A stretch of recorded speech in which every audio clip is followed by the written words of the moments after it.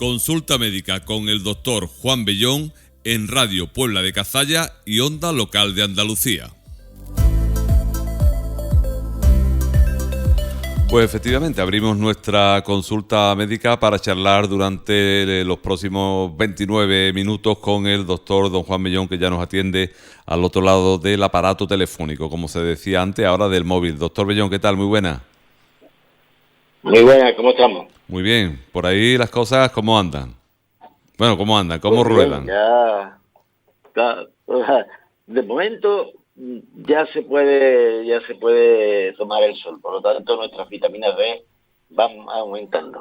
Bueno, pues no se haga ilusiones porque acabo de leer en las redes sociales, creo que era de la cadena SER, que decía que aprovechemos al máximo estos días de sol porque 1 de abril viene como el refranero, abril aguas mil, o sea que Vaya, hombre. ese es el panorama que parece ser que viene para los próximos días, primeros de abril. Al parecer hay un anticiclón o algo ahí que bloquea las borrascas, que va a estar entre Groenlandia y Reino Unido, y eso va a hacer que las borrascas que vienen entrando por el Atlántico bajen la latitud habitual, y, o sea, por donde suelen pasar normalmente, y se vengan para España y van a dejar precipitaciones abundantes. O sea que a ver cómo viene la cosa. No sabemos para Semana Santa. Yo ya no me aventuro porque eso es a mediados.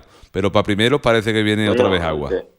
Semana Santa es tradicional, que es de cajón, vamos, que no hay ni una Semana Santa que tenga todos los días de sol y y se puedan salir todas las cofradías, pues. Sí, la verdad es que muy poco. Y hay años como el pasado donde aquí en La Puebla pues prácticamente no salió nada. Vamos, fue un auténtico desastre, sobre todo para los que les gusta el tema y sobre todo para las hermandades que, bueno, están esperando todo el año ese día. Pero bueno, ya veremos a ver cómo evoluciona la meteorología. Bueno, el otro día le comentaba, doctor Bellón, que bueno, tenemos varios días mundiales y cosas de estas que solemos tratar. Y uno de ellos era el Día Mundial de la Tuberculosis y, bueno, la contestación que me daba es que eso apenas se diagnosticaba ahora, que no es una cosa que esté en boga, que por lo tanto pues íbamos a hablar de otro asunto, y vamos a hablar de otro asunto, pero curiosamente hace 45 minutos en las redes sociales leo: la amenaza de la tuberculosis crece en Europa. 1 de cada 4 personas tiene la bacteria. Y digo, bueno, pues a ver esto cómo se sostiene una cosa con la otra. No sé si sabía la noticia. No, es verdad, o sea, yo durante todo el tiempo que estaba ejerciendo, he diagnosticado algunas en La Puebla, ¿no? Pero pocas. Entonces se hace el estudio familiar, porque siempre se hace estudio de convivientes cuando hay una tuberculosis diagnosticada, sobre todo si es pulmonar, porque tuberculosis hay en muchos sitios, desde lo habitual muchas veces porque o se bebe leche contaminada de vacas tuberculosas o cosas de esas, y entonces pues también puede haber. De hecho, mi tesis mi tesina fue sobre la tuberculosis peritoneal, o sea, en el peritoneo, pero lo habitual es tuberculosis, es por lo que más se contagia. Y hay poco. Lo que pasa es que ahora yo creo que nos estamos descuidando mucho. Se están poniendo menos vacunas, o sea, hay grupos de presión antivacuna y no sé exactamente cuál puede ser el aumento de la tuberculosis, porque que habitualmente se ha asociado más con la clase de menos poder adquisitivo, pero en condiciones normales ahora en España por lo menos no había tanta. Ahora sí está creciendo. Habrá es que entre otras cosas también el bicho, la micobacteria de la tuberculosis también se está haciendo también resistente. Siempre la hemos tratado con 3-4 fármacos, que además son fármacos de importancia, pero hay muchas que se hacen resistentes. Entonces pues se tiende a eso, a ser más agresivo y a ser, más que nada porque la tuberculosis mata. O sea, no es que queramos ser agresivos en sentido estricto de decir vamos a matar moscas a cañonazo, pero cuando valoramos las posibilidades que da el tratamiento y las posibilidades que da el no tratamiento, pues bueno, en la tuberculosis hay que tratar más fuerte. Sí, es que dice la noticia, sin embargo, esta ha tenido una mayor incidencia en otros países del mundo. En el mundo desarrollado tenemos tratamientos antibióticos contra esta enfermedad. No nos afectaba tanto como en otros países en los que es un asesino importante. Por eso decía antes, doctor Bellón, que mataba, ¿no? Como puede ser el sudeste asiático. Pero se han propagado variantes resistentes a los antibióticos, así que hace falta una vacuna. Eso han dicho los especialistas que han desarrollado la noticia, que han informado a la cadena SER. O sea que... Por eso yo siempre he luchado, he sido cuidadoso y he propagado el hecho de que no se trate con antibióticos lo que no debe tratarse con antibióticos. O sea, mucha gente se cree que cuando hay fiebre es cuando hay que utilizar el antibiótico, ¿no? O cuando, ¿qué te digo yo?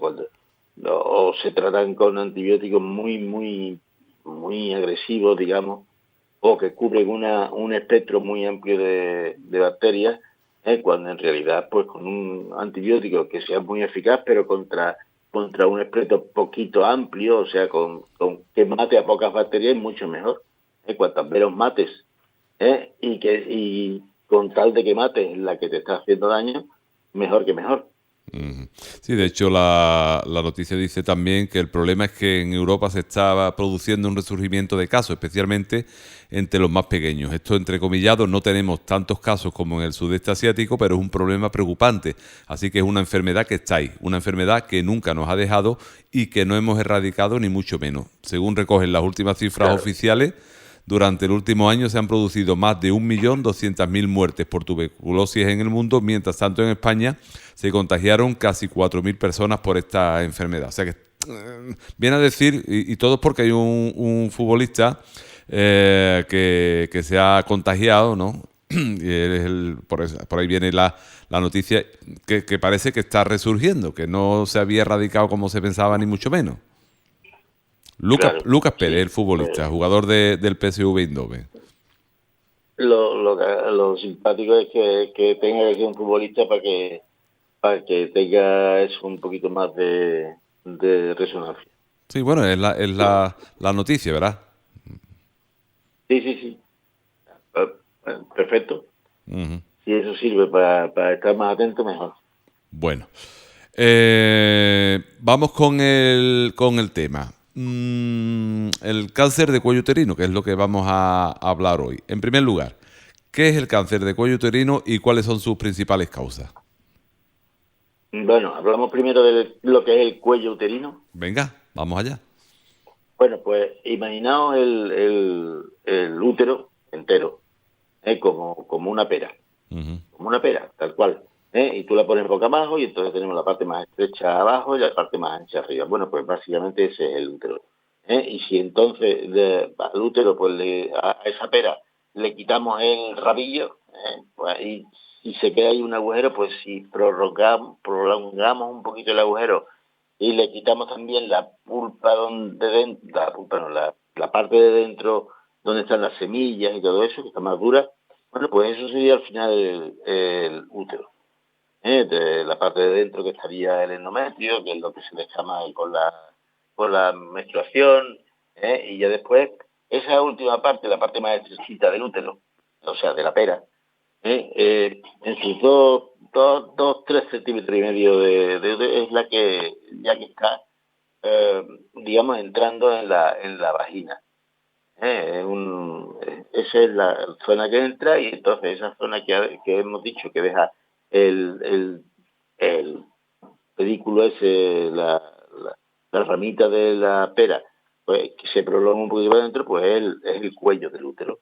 Esa es la zona por donde que está llena habitualmente de un moco, que en la fase infértil de la mujer pues suele ser más duro, y no deja pasar tanto los espermatozoides como cuando la mujer es fértil y entonces, o sea, está en fase fértil y entonces pues te da mejor pasar los espermatozoides. Y entonces eso por fuera, o sea, la parte que digamos que sería la piel de la pera, pues está hecha de un epitelio más puro, más escamoso, porque son zonas van a tener se van a raspar más, ¿no? O sea, se van a tocar más. Mientras que la parte de dentro es una zona de un epitelio muy fino, muy de una sola célula, o sea, el virus del papiloma es un virus muy específico que se divide básicamente o que se multiplica en los núcleos de las células esas, de ese tipo de células de escamosas. Y entonces, pues ahí es donde entra el virus del papiloma. ¿Y qué es el cáncer del cuello del útero? Pues es un cáncer. Es un cáncer que fíjate, en el 2008 se le dio el premio Nobel a un médico alemán que asoció en gran medida lo que es la aparición de un cáncer en el cuello del útero con la infección por el virus del papiloma. Y ese es el principal, la principal causa de la inmensa mayoría de los cánceres del cuello del útero. ¿Y cuáles son los síntomas más comunes, sobre todo en las etapas tempranas, para localizarlo y después ya en la avanzada? No, en las etapas tempranas no hay. Es un virus que no te provoca ninguna molestia. De hecho, es la infección de transmisión sexual más frecuente en el mundo. O sea, es que casi la mayoría de los hombres y mujeres que han tenido relaciones sexuales, pues van a tener una infección por el virus del papiloma humano. Entonces, el virus del papiloma, lo que pasa es que no es uno. Hay más de 200 tipos de virus del papiloma. Y entonces, pues bueno, pues hay virus del papiloma que son muy cancerígenos, o sea, son tienen una alta tasa de provocar una enfermedad y un cáncer, y otros que no, que te pueden provocar a lo mejor la mayoría, un 90% se curan solos en 1 o 2 años, ¿no? O sea, tienen una pequeña inflamación y se curan solo en 1 o 2 años. Y hay otros que no, que persisten, ¿no? Y entonces pueden persistir y pueden formar, porque te digo yo, verruguitas, condilomas, que eso tampoco tiene mayor importancia. Y los que tienen más índice carcinogénico, o sea, más posibilidad de provocar un cáncer, pues frente a eso, si tenemos vacunas que intentan prevenir un poquito pero el principal, el problema es que no tenemos ninguna, ningún síntoma que haga que la mujer vaya directamente al médico y le diga, oye, mire usted, me pasa esto, y que eso sea el síntoma de un cáncer. Pero para eso está la prevención, o sea, la prevención y sobre todo el diagnóstico precoz. El diagnóstico precoz básicamente se basa en que a todas las mujeres a partir de una determinada edad, habitualmente 20, 25 años, pues se les realiza un Papa Nicolau, que se le toma una muestrecita del epitelio, y eso no molesta.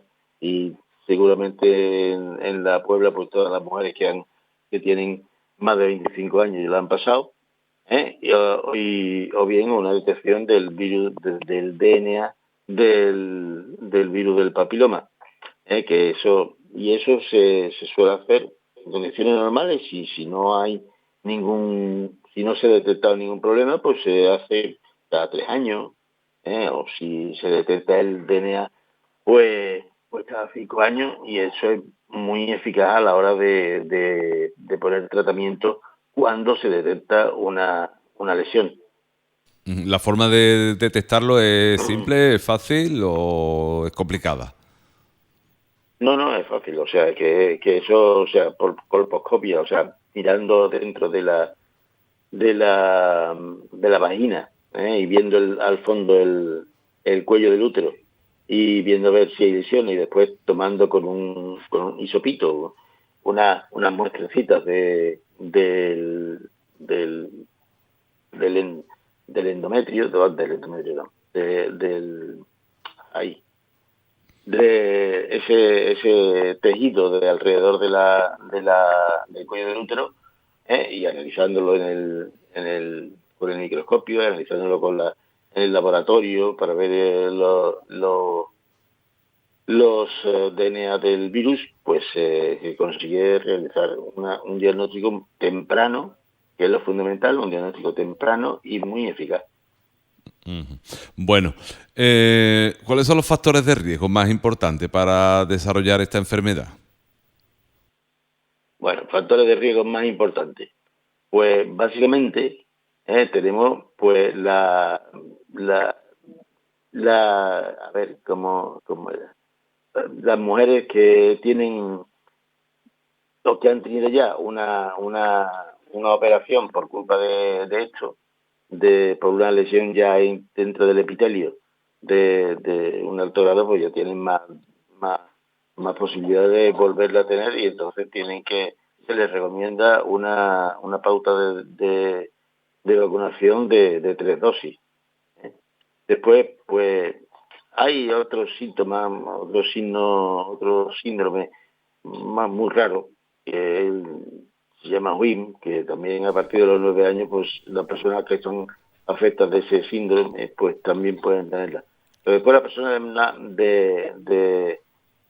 que tienen una infección con el VIH, por el VIH, pues también pueden tenerla, ¿no? O que hayan tenido un trasplante de órganos sólidos, ¿eh? Y después, pues, sobre todo personas que de hasta 45 años que se dediquen a la prostitución, Ujú. ¿eh? O hombres que tengan sexo con hombres, pues también. Son los factores así que se han encontrado más unidos a la aparición de este tipo de cáncer. Ujú. ¿Y existe las pruebas de detección temprana o no? ¿O eso no hay manera, hasta que no da la cara? Sí, sí, la detección temprana, o sea, tú puedes ver incluso, o sea, con el Papa Nicolau, con eso que te he dicho, Sí. la técnica del raspadito con el hisopo del cuello del útero por fuera, pues esas células que se quedan pegadas ahí se estudian, y tú ves desde pronto, cuando hay algunas lesiones, que son más cancerígenas que otras. De hecho, pues, pues muchas veces simplemente lo único que hace falta es ir viendo cómo va evolucionando, y entonces en vez de hacerse un Papa Nicolau, hacerse una citología cada 3 años, pues a lo mejor se dice, pues vente dentro de un año, dentro de 6 meses, lo que sea, ¿no? Eso ya depende de eso, pero vamos, la recomendación para, por ejemplo, en las leves, pues esas muchas veces se resuelven, ya te he dicho, de forma absolutamente espontánea, Ujú. y no necesitan ningún tratamiento, porque no van a progresar a cáncer. Sin embargo, ya cuando el cuando ya se ve que la cosa no es tan leve, pues entonces pues ahí tenemos nuestro tratamiento. Eh, pues ya que está hablando de tratamiento, ¿cuál es el tratamiento para el cáncer de cuello uterino y si es tan efectivo? Es muy efectivo. Supongo que como todos los tratamientos, cuanto antes se detecte, pues mucho mejor que si lo detectamos tarde, evidentemente. Claro, claro, eso es lo ideal. Lo fundamental es la detección precoz. Si no podemos prevenir, por lo menos cogerlo rápido, en cuanto empiece. Y entonces, bueno, pues básicamente tenemos pues la técnica con frío, la crioterapia, que se hace con nitrógeno líquido y que se congela, hacer las células que se ven anormales, pues se, se le, se le congela, y eso tiene una buena eficacia de hasta el 90%, igual que la conización con asa, ¿no? O sea, la conización con asa es con una electrocirugía, que se toca la lesión, se extirpa con un bisturí eléctrico, que eso también es algo muy Invasivo, ¿no? poco importante, Ujú. ¿eh? Y también tiene una eficacia muy grande y con una tasa de recurrencia muy baja, ¿eh? Y después, pues, bueno, también la extirpación de una parte del cuello del útero, pues en lesiones más avanzadas, pues también tiene una útil, muy útil también en el 95% de los casos. Ujú. ¿Y qué? Ya otras cosas, cuando ya el cáncer está más desarrollado, pues entonces ya hay que andar quitando el útero y bueno, y si ya hay metástasis y eso, pues también habría que utilizar la quimioterapia o la radioterapia, todo eso. Por lo tanto, el impacto que tiene la enfermedad sobre la calidad de vida de los pacientes será según el momento, ¿no? Claro, o sea, si está cogida a tiempo, básicamente el impacto sobre la calidad de vida es casi nulo, ¿no? La molestia, si acaso que te pueda dar el tener que ir al médico a que te hagan eso, ¿no? Ujú. Ya está. Pero, de ahí, desde esa molestia hasta todo lo que tú quieras, ¿no? Hasta que si te has dejado mucho, no te has vacunado, pues, pues puedas tener incluso un cáncer cuando se te coja que ya esté avanzado, que eso ya es poco, es, ya si tienes metástasis es muy poco probable que te cure.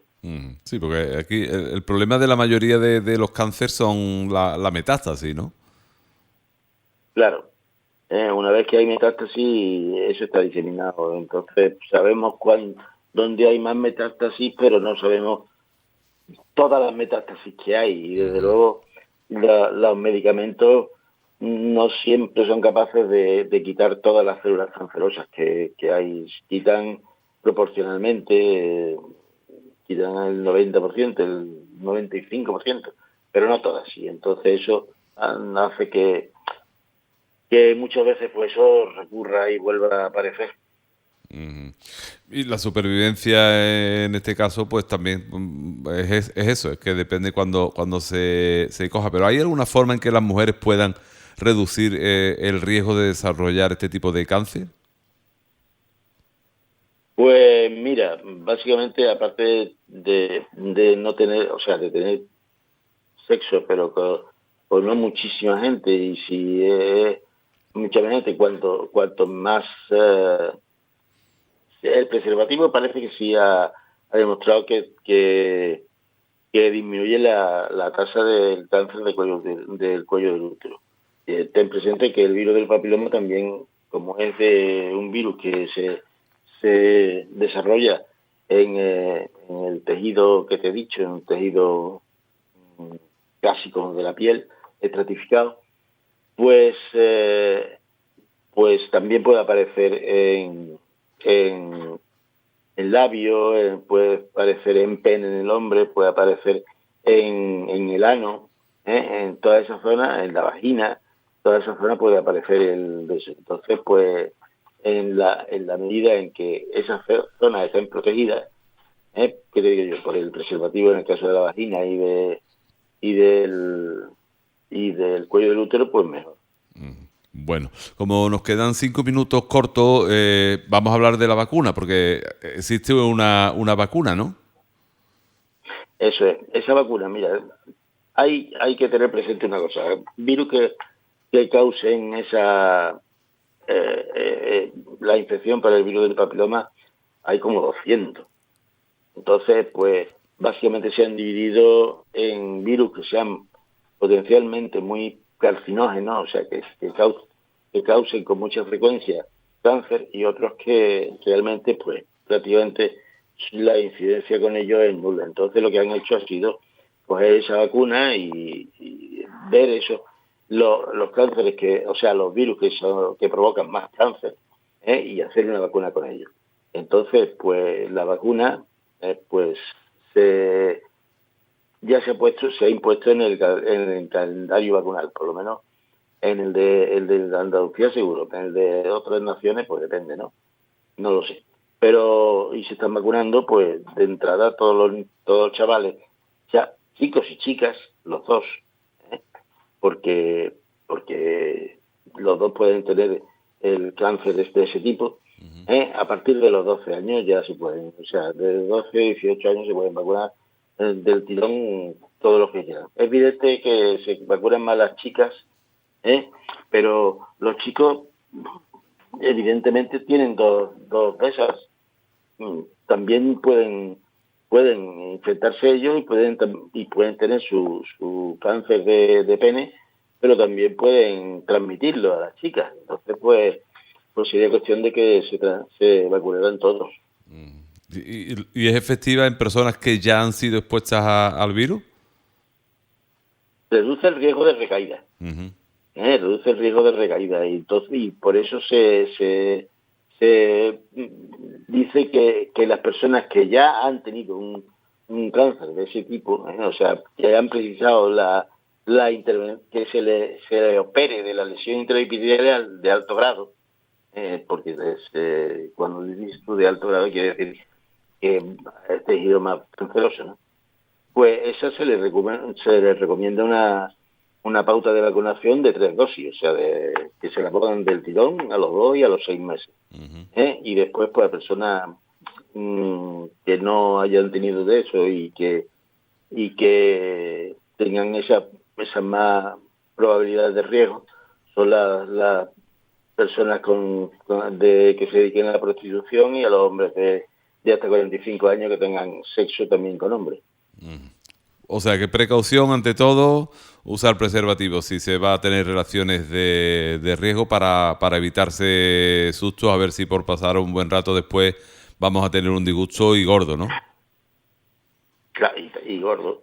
Sí, lo que pasa es que eso, es verdad que se está haciendo mucha citología, todas las mujeres, el programa de prevención de cáncer del cuello es un programa que funciona muy bien, que se cita a todas las mujeres en edad de ser estudiadas, pero claro, las mujeres tienen que ir y tienen que ser examinadas. Haciéndose eso es muy improbable que se tenga que un cáncer que además es de evolución lenta, porque desde que se produce la infección hasta que se desarrolla el cáncer pasan más de 15 o 20 años. Entonces, a lo largo de esos años, si se te va haciendo esas pruebas y nunca aparece nada, pues es poco probable que vaya a tener nada. Otra cosa es que te dejes. Muy bien. Pues, doctor Bellón, muchas gracias por atendernos y hablamos pronto. Ya, pues, de nada, a vosotros. Hasta la próxima. Adiós. Dios.